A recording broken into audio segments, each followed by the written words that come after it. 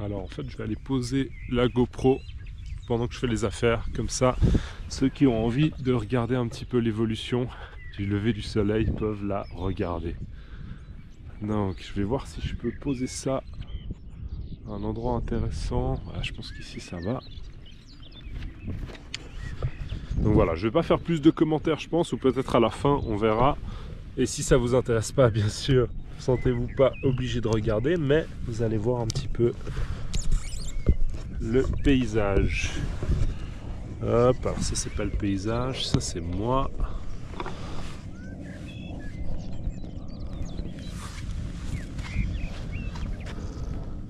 Voilà, comme ça vous voyez un petit peu l'évolution. Je vais même le monter un petit peu, comme ça vous voyez vraiment le ciel. Voilà, à tout de suite.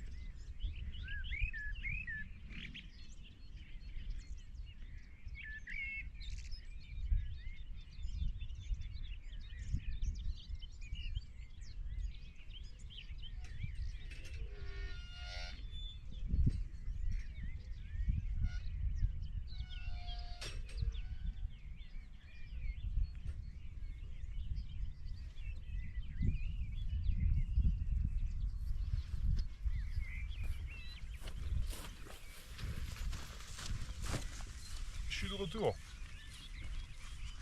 Alors je vais juste vous montrer comment la tente